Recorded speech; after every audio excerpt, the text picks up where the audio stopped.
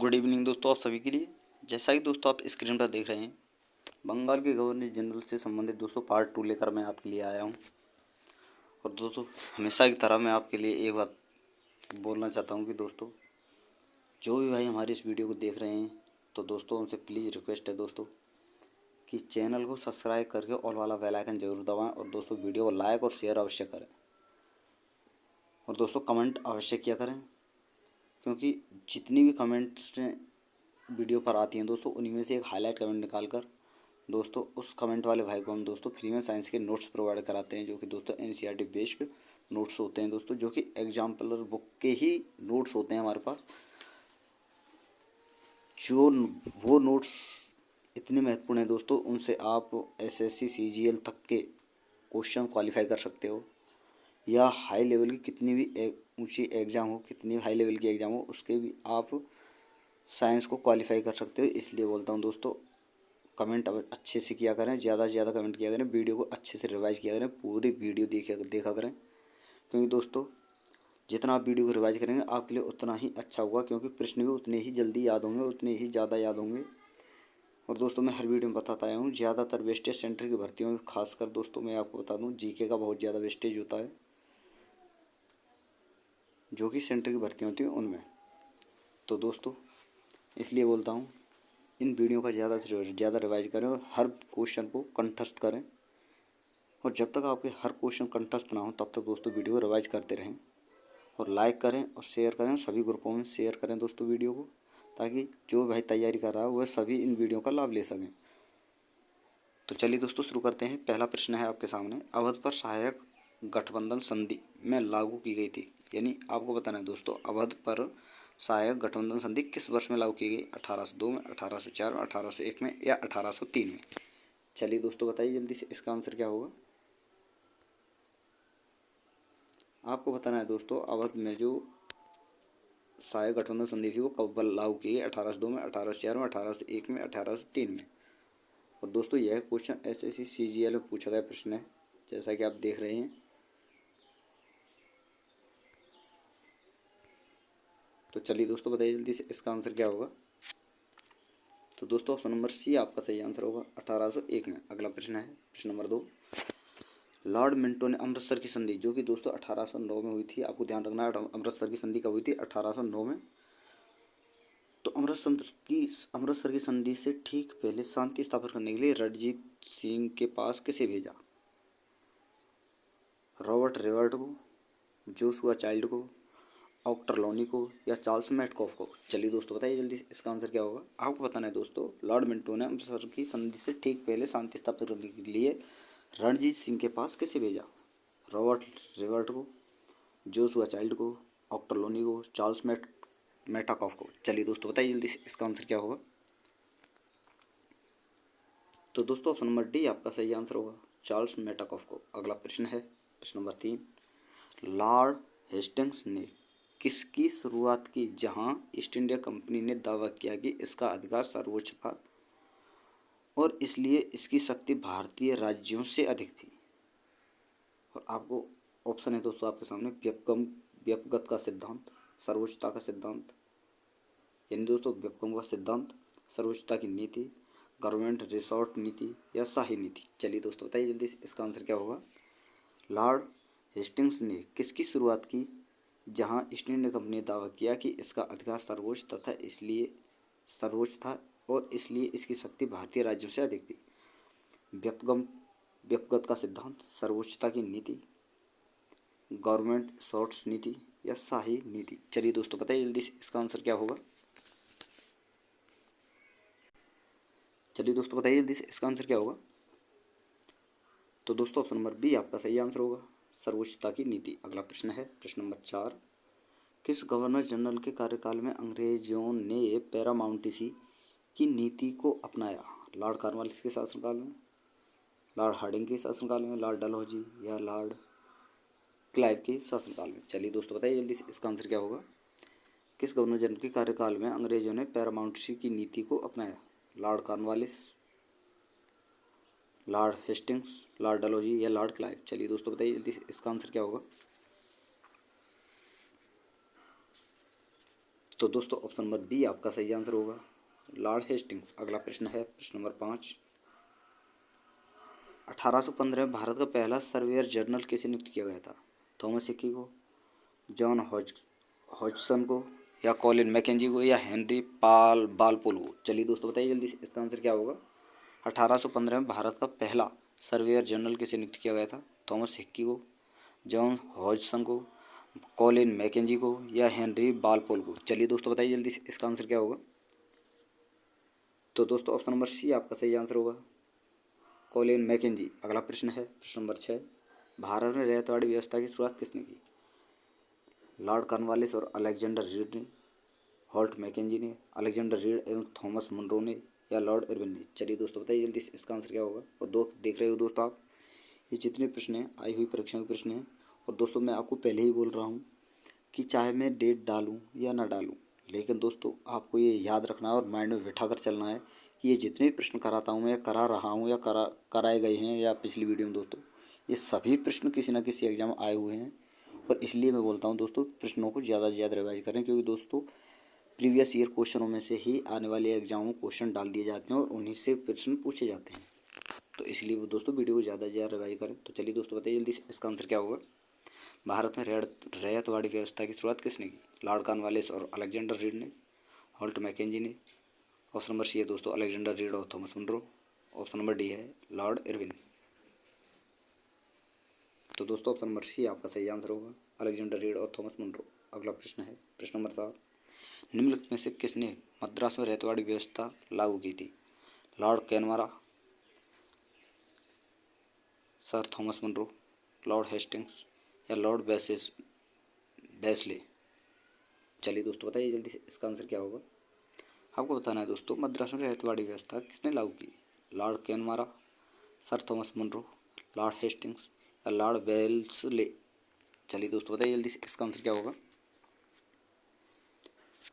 तो दोस्तों option number B आपका सही आंसर होगा, थॉमस मुनरो। अगला प्रश्न है प्रश्न नंबर 8। ब्रिटिश भारत के किस प्रांत में राजस्व एकत्रित करने की रैयतवाड़ी व्यवस्था लागू की गई थी? पूर्वी भारत, दक्षिण भारत, पश्चिम भारत, या उत्तरी भारत? चलिए दोस्तों बताइए जल्दी से, इसका आंसर क्या होगा? दक्षिण भारत, ब्रिटिश भारत के किस प्रांत में राजस्व एकत्रित करने की रैयतवाड़ी व्यवस्था लागू की गई थी? पूर्वी भारत, दक्षिण भारत, पश्चिम भारत, या उत्तरी भारत? चलिए दोस्तों बताइए जल्दी से, इसका आंसर क्या होगा? तो दोस्तों ऑप्शन नंबर बी आपका सही आंसर होगा, दक्षिण भारत। अगला प्रश्न है प्रश्न नंबर 9। अंग्रेजों द्वारा बनाई गई भू राजस्व भू व्यवस्था की निम्न प्रणाली में से कौन सी कृषकों के हितों को अधिक सुरक्षा प्रदान करती थी? बंगाल प्रांत की स्थायी भू व्यवस्था, मद्रास प्रांत की रैयतवाड़ी भू व्यवस्था, मध्यवर्ती प्रांत की जिम्मेदारी भू व्यवस्था, या दोस्तों संयुक्त प्रांत की मालगुजारी भू व्यवस्था? चलिए दोस्तों बताइए जल्दी से, इसका आंसर क्या होगा? आपको बताना है दोस्तों, अंग्रेज द्वारा बनाई गई भू व्यवस्था की निम्न प्रणाली में से कौन सी कृषकों हितों को अधिक सुरक्षा प्रदान करती थी? और ऑप्शन है दोस्तों आपके सामने, बंगाल प्रांत की स्थायी भू व्यवस्था, मद्रास प्रांत की रैयतवाड़ी भू व्यवस्था, मध्यवर्ती प्रांत की जिम्मेदारी भू व्यवस्था, या दोस्तों संयुक्त प्रांत की मालगुजारी भू व्यवस्था? चलिए दोस्तों बताइए जल्दी से, इसका आंसर क्या होगा? चलिए दोस्तों बताइए जल्दी से, इसका आंसर क्या होगा? तो दोस्तों ऑप्शन नंबर बी आपका सही आंसर होगा, मद्रास प्रांत की रैयतवाड़ी व्यवस्था। अगला प्रश्न है प्रश्न नंबर 10। महालवाड़ी व्यवस्था किसने तैयार की थी? हॉल्ट मैकेंजी ने, लॉर्ड डलहौजी ने, एडमंड वर्क ने, या दोस्तों वारेन हेस्टिंग्स ने? चलिए दोस्तों बताइए जल्दी से, इसका आंसर क्या होगा?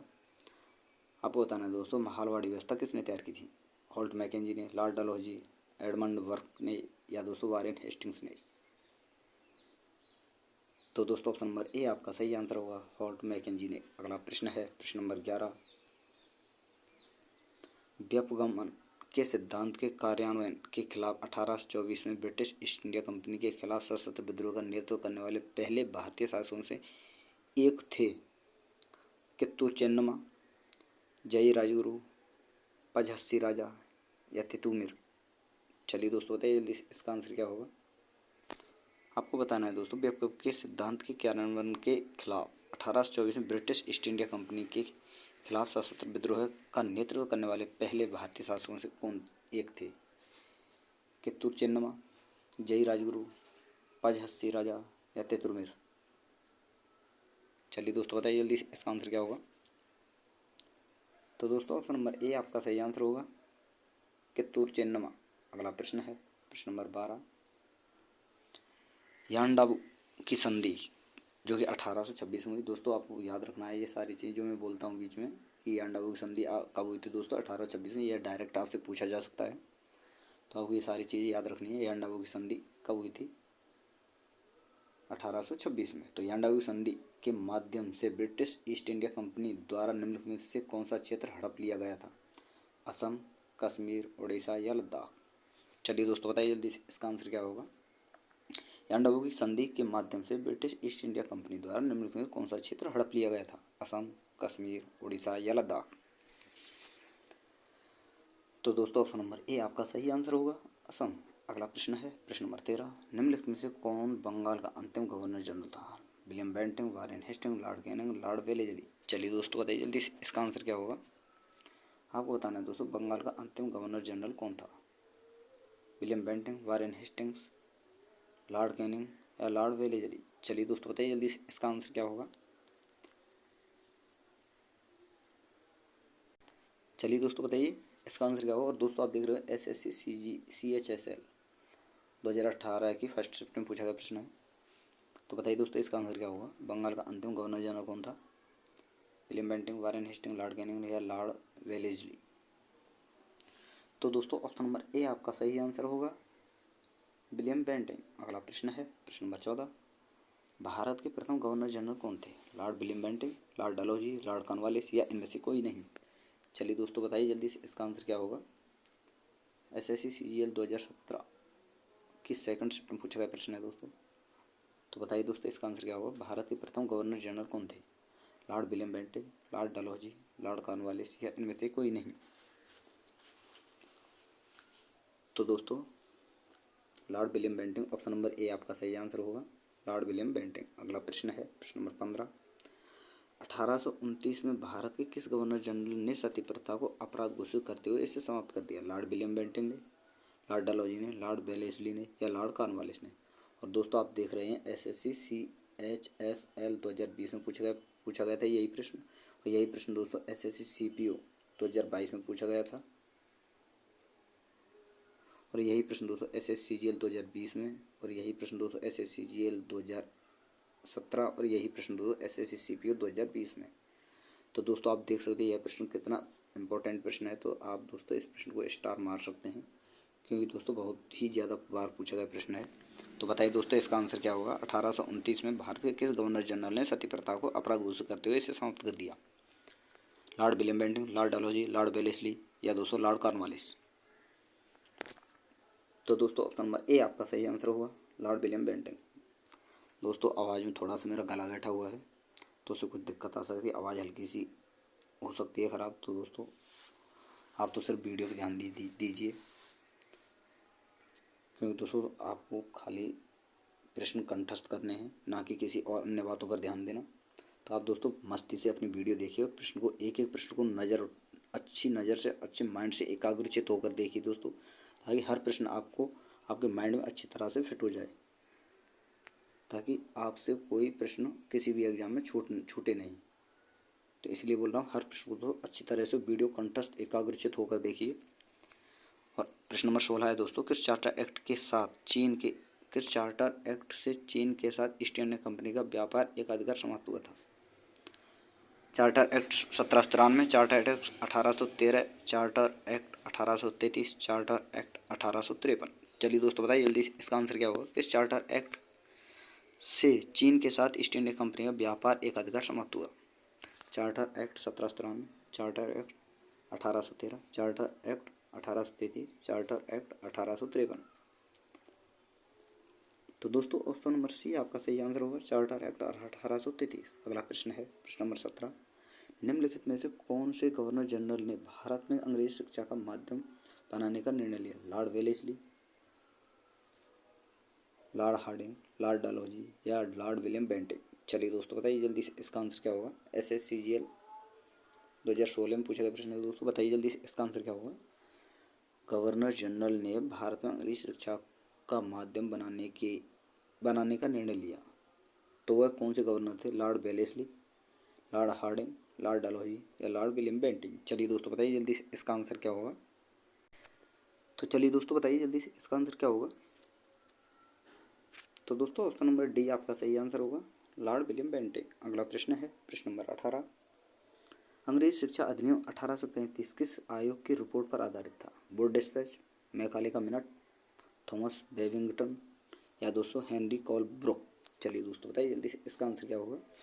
अंग्रेज शिक्षा अधिनियम 1835 किस आयोग की रिपोर्ट पर आधारित था। वुड डिस्पैच, मैकाले का मिनट या थॉमस बेबिंगटन या हेनरी कोलब्रुक। तो दोस्तों ऑप्शन नंबर बी आपका सही आंसर होगा, मैकाले का मिनट। अगला प्रश्न है प्रश्न नंबर 19। भारत में अंग्रेज शिक्षा किसने आरंभ की थी। कर्जन ने, मैकाले ने, डलहौजी ने या दोस्तों बेंटिक ने। चलिए दोस्तों बताइए जल्दी से आपका इसका आंसर क्या होगा। भारत में अंग्रेज शिक्षा किसने आरंभ की। कर्जन, मैकाले, डलहौजी या बेंटिक। तो दोस्तों यह प्रश्न मैं पीछे बता चुका हूँ, खाली प्रश्न को बनाने का तरीका अलग था बस केवल, लेकिन प्रश्न वही है। तो दोस्तों ऑप्शन नंबर डी आपका सही आंसर होगा, बेंटिक। अगला प्रश्न है प्रश्न नंबर 20। परिसंघ बनाने का विचार सर्वप्रथम किसने प्रस्तावित किया था।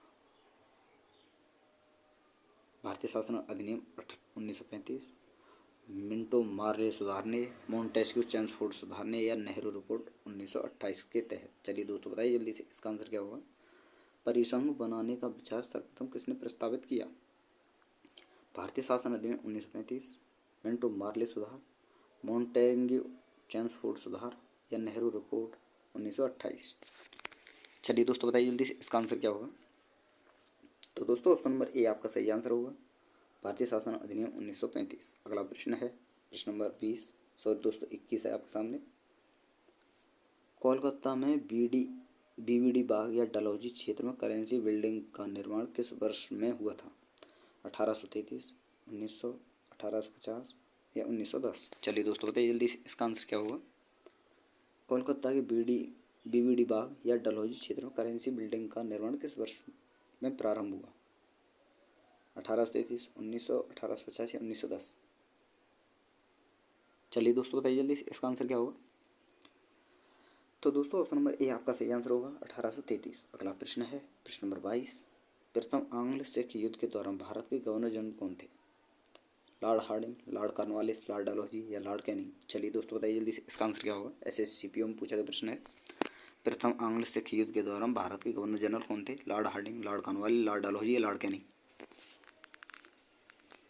तो दोस्तों ऑप्शन नंबर ए आपका सही आंसर होगा, लॉर्ड हार्डिंग। अगला प्रश्न है प्रश्न number 23। Governor general Lord Dalhousie ने ब्रिटिश साम्राज्य के विस्तार से संबंधित निम्नलिखित कौन सी नीति पेश की थी। सर्वोपरि नीति, रिंग फेंस नीति, सहायक संधि या व्यक्तिगत का सिद्धांत। चलिए दोस्तों बताइए जल्दी से इसका आंसर क्या होगा। आपको बताना है दोस्तों, गवर्नर जनरल लॉर्ड डलहौजी ने ब्रिटिश साम्राज्य के विस्तार से संबंधित कौन सी नीति पेश की। सर्वोपरि नीति, रिंग फेंस नीति, सहायक संधि या व्यक्तिगत का सिद्धांत। तो दोस्तों ऑप्शन नंबर डी आपका सही आंसर होगा, व्यक्तिगत का सिद्धांत। अगला प्रश्न है प्रश्न नंबर 24। किस गवर्नर जनरल का नाम राज्य हड़प नीति यानी डॉक्ट्रिन ऑफ लैप्स के साथ जुड़ा हुआ है। Lord Ripon, Lord Dalhousie, Lord Bentinck, Lord Curzon. चलिए दोस्तों बताइए जल्दी से इसका आंसर क्या होगा। तो दोस्तों बताइए जल्दी से इसका आंसर क्या होगा। और दोस्तों मैं आपको बता दूं, ये आप देख रहे हो यह प्रश्न भी SSCGL 2010, SSC CHSL 2020, SSC CHSL 2011 और SSC MTS 2019 में पूछा गया प्रश्न है। तो आपको बताना है दोस्तों, किस गवर्नर जनरल का नाम राज्य हड़प नीति यानी राज्य हड़प नीति को दोस्तों इंग्लिश में कहते हैं डॉक्ट्रिन ऑफ लैप्स के साथ जुड़ा हुआ है। Lord Ripon, Lord Dalhousie, Lord Bentinck या लॉर्ड कर्जन। चलिए दोस्तों बताइए जल्दी से इसका आंसर क्या होगा। तो दोस्तों ऑप्शन नंबर बी आपका सही आंसर होगा, लॉर्ड डलहौजी। अगला प्रश्न है प्रश्न नंबर 25। राज्य हड़प नीति सबसे पहले किस भारतीय रियासत पर लागू की गई थी। सतारा, झांसी, अवध या जौनपुर। चलिए दोस्तों बताइए जल्दी से इसका आंसर क्या होगा। और दोस्तों जो भाई हमारी वीडियो देख रहे हैं तो प्लीज़ उनसे रिक्वेस्ट है दोस्तों कि वीडियो को ज़्यादा से ज़्यादा ग्रुपों में अपने भाइयों के लिए सभी ग्रुपों में अपने सभी जगह शेयर किया करें। और दोस्तों चैनल को, अगर आपको हमारी वीडियो पसंद आती है तो दोस्तों चैनल को सब्सक्राइब करके ऑल वाला बेल आइकन जरूर दबाएं, ताकि दोस्तों हमारे आने वाली हर वीडियो का नोटिफिकेशन सबसे पहले आपके पास पहुंच सके। तो चलिए दोस्तों बताइए जल्दी से इसका आंसर क्या होगा। राज्य अपहरण यानी हड़प नीति से सबसे पहले किस भारतीय रियासत पर लागू की गई थी? सतारा, झांसी, अवध या जौनपुर? तो दोस्तों ऑप्शन नंबर ए आपका सही आंसर होगा, सतारा। अगला प्रश्न है और अंतिम प्रश्न है दोस्तों इस वीडियो का, प्रश्न नंबर 20।